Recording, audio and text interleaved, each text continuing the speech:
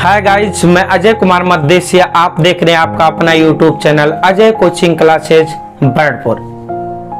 आज हम आपको सिखाएंगे सम न्यूट्रॉनिक। इससे पिछले के वीडियो में मैंने आपको बताया कि सम भारिक किसे कहते हैं और सम स्थानिक किसे कहते हैं। आज हम चर्चा करने वाले हैं सम न्यूट्रॉनिक। सम न्यूट्रॉनिक को अंग्रेजी में आइसोटोन्स कहते हैं। तो देखिए, इसके नाम से ही परिभाषा कैसे हम याद कर सकते हैं। दिया गया है सम। सम माने बराबर, सम माने बराबर या कह सकते हैं एक जैसे। और न्यूट्रॉनिक का अर्थ हो गया न्यूट्रॉनों की संख्या। तो हम कह सकते हैं कि विभिन्न तत्वों के वे परमाणु जिनमें न्यूट्रॉनों की संख्या समान होती है, एक जैसे होती है, उसे कहते हैं सम न्यूट्रॉनिक। परंतु इनमें द्रव्यमान संख्या और परमाणु संख्या भिन्न भिन्न होती है। मैंने इसे नोट कर दिया है, आप इसे नोट कर सकते हैं। मैं एक बार इसे पुनः रिवाइज कर दे रहा हूं।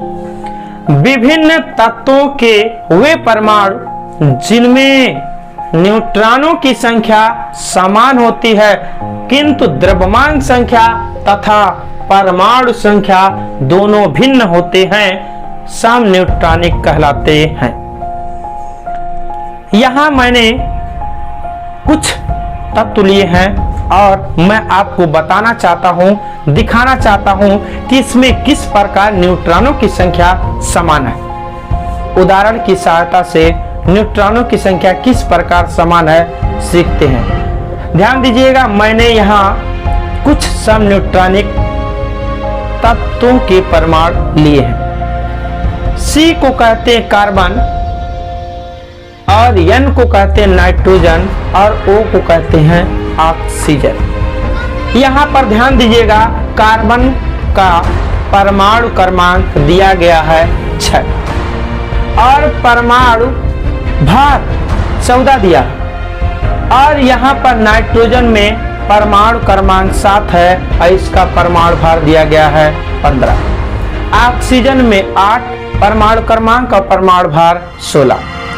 चलिए हम इसे न्यूट्रॉनों की संख्या किस प्रकार समान है ध्यान दीजिएगा। यहां मैं आपको निकाल करके बता दे रहा हूं। ए बराबर, ए क्या है, इसे कहते हैं द्रव्यमान संख्या या परमाणु भार। ए बराबर दिया गया 14 और P बराबर 6, क्योंकि प्रोटॉनों की संख्या इलेक्ट्रॉनों की संख्या के बराबर होती है।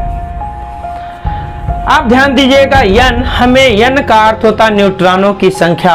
और हमने आपको इससे पिछले की वीडियो में बताया था कि द्रव्यमान संख्या किसे कहते हैं। तो मैंने बताया था प्रोटॉनों की संख्या और न्यूट्रॉनों की संख्या के योग को ही द्रव्यमान संख्या कहते हैं।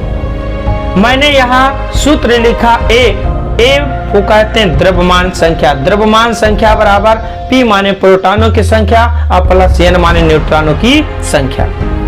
अब हम N को यहीं रोके रहेंगे और P को पक्षांतर कर लेंगे, तो हो जाएगा N बराबर A माइनस P।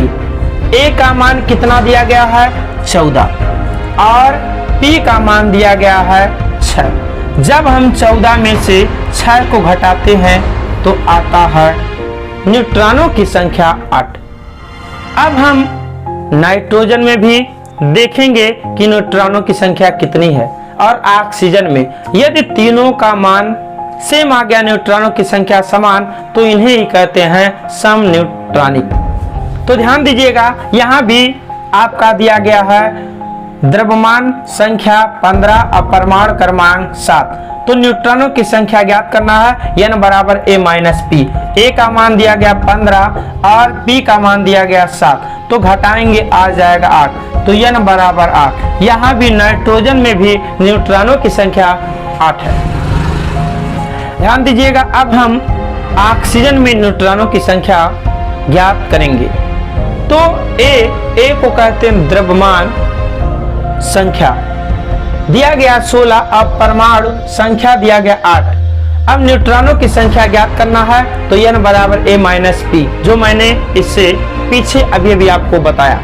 तो हो जाएगा a का मान दिया गया 16 और p का मान दिया 8, तो घटाएंगे तो आ जाएगा 8। तो यहाँ भी न्यूट्रॉनों की संख्या समान है। तो मैंने जो कार्बन, नाइट्रोजन और ऑक्सीजन लिए थे, इनमें न्यूट्रॉनों की संख्या 8 है, तो हम कह सकते हैं यही आपका सम न्यूट्रॉनिक कहलाता है। अब परिभाषा के अकॉर्डिंग मैंने बताया भी कि विभिन्न तत्वों के वे परमाणु जिनमें न्यूट्रॉनों की संख्या समान होती है सम न्यूट्रॉनिक कहलाते हैं। धन्यवाद।